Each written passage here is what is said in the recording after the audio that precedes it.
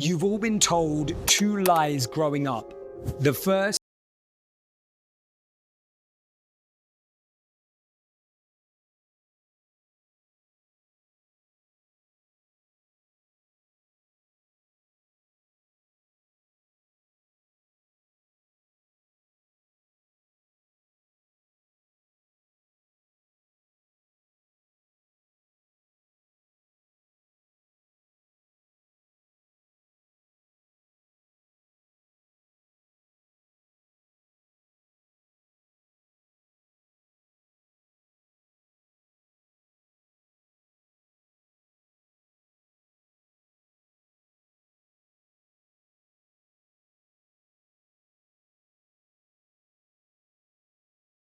out.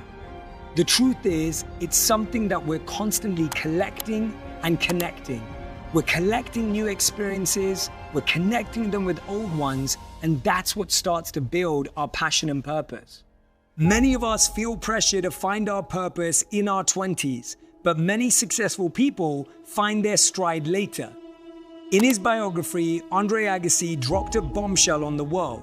The former world's #1 tennis player, 8-time Grand Slam champion and gold medal winner, didn't like tennis. Agassi was pushed into playing by his father, and though he was incredible at the game, he hated playing it.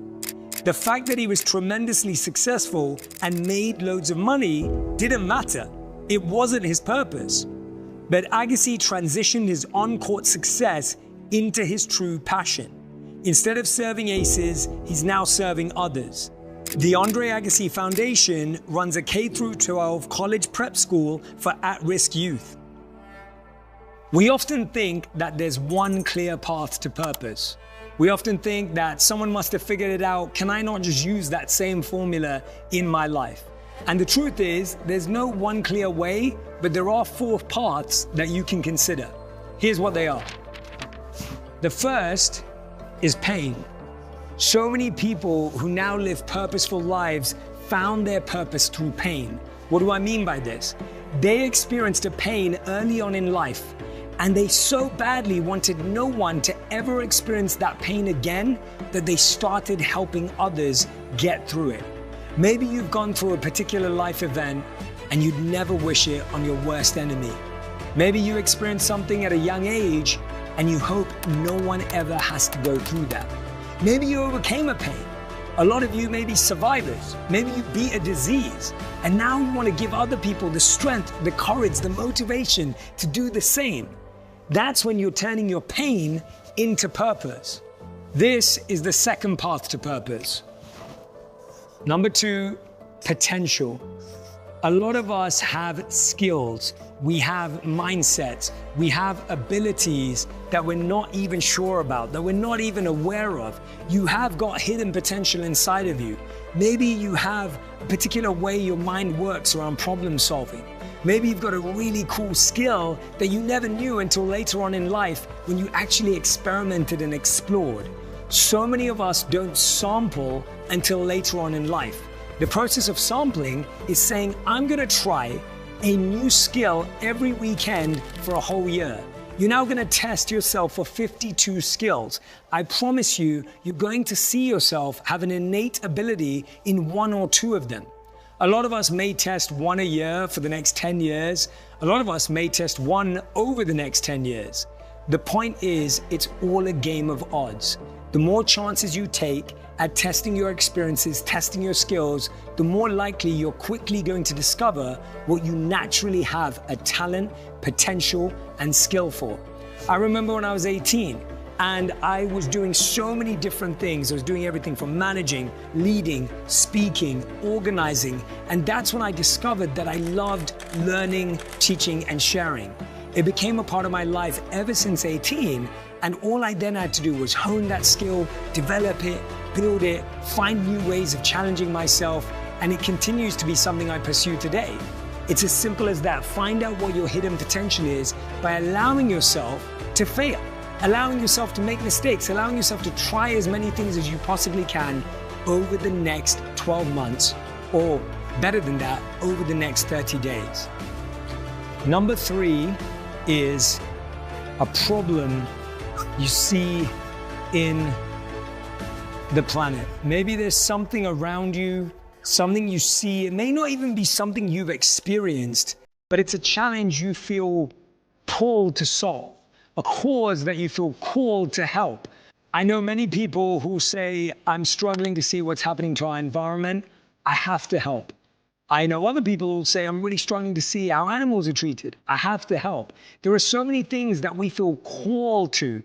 Now, this is often what we think of as purpose, and a lot of us keep waiting for that calling. We keep wishing for that calling until we do something. And that's why I often find that the other paths are so useful. It could come from your own pain. It could come from your own potential. And now it can come from an outside problem or an outside pain that, like I said, you may not have experienced personally, but you feel like you want to help. And the fourth path to purpose is platform. As we just discussed in the case of Andre Agassi, he was able to use the platform that he'd built in order to have a positive impact.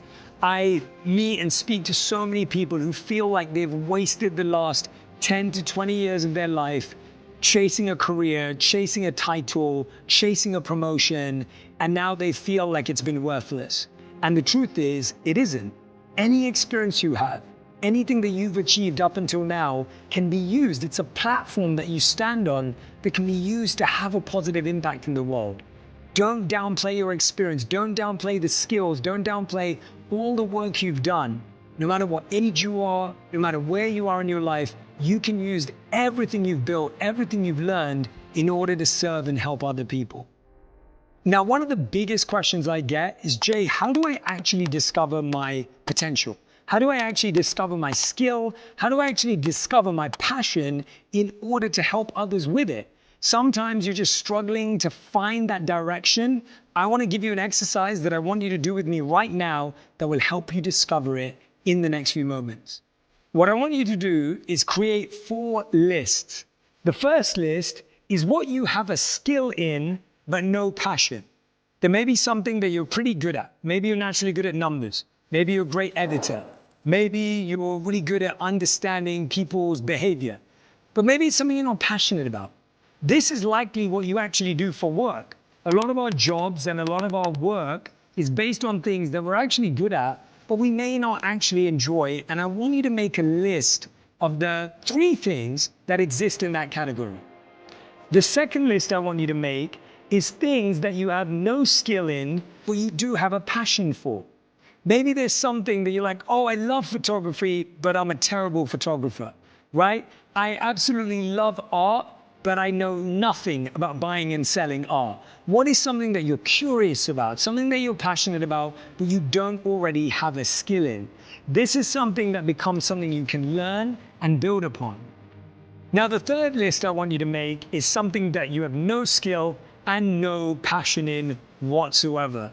This is a list of things you're like, I'm not good at it, and I don't like it, I don't enjoy it, I want nothing to do with it. Hopefully this is something in the future that you'll be able to outsource. Sometimes in the beginning, it's something you have to just get on with, just make happen, and you get it. This is not something you want to do forever, but it may be something that you need to learn in the short term. Now, what we want to do with these 3 lists is that we want to use them to populate the purpose box, which is skill and passion. Your purpose is not just something that you're passionate about. It's not just something that you're excited about. It's something that you're actually really good at. I think this is something that's often missed in the conversation around finding passion and finding purpose. We think, oh, as long as I love it, and as long as I like it, and as long as it's meaningful, then that's a purpose. Well, the truth is that unless we get really strategic, really diligent, really focused about it, it will always remain a hobby. It will remain a nice thing that we do. There's an incredible quote that I love from Martin Luther King that says that people who love peace need to learn to organize themselves as well as those who love war. This is one of my most important and deep beliefs, that sometimes those of us that love goodness and love positive frequencies can be quite unorganized. We can be kind of wishy-washy and woo-woo, but actually being strategic and focused allows us to build something that has genuine impact. So with your first list, which is skill but no passion, ask yourself, how could you become passionate about that skill? What is something that you could do to make it more meaningful? How could you allow yourself to get excited about it, even if it's something you're not currently excited about? All of a sudden, you're pushing that into the main box that we want to be in. Now I want you to look at the next list. No skill but passionate about. Again, like I said, it could be photography. Book that photography course. Get a friend who's a wedding photographer or an events photographer to show you around. Go and shadow someone for the day. Who's someone in your life that could help you learn that skill, introduce you to a new trade? All of a sudden, you're now pushing that skill into this box as well. You're moving into the purpose space. And finally, look at this list. Something you have no skill and no passion for, but maybe you need it right now. Maybe you just started your own business. Maybe you got a little side hustle going on.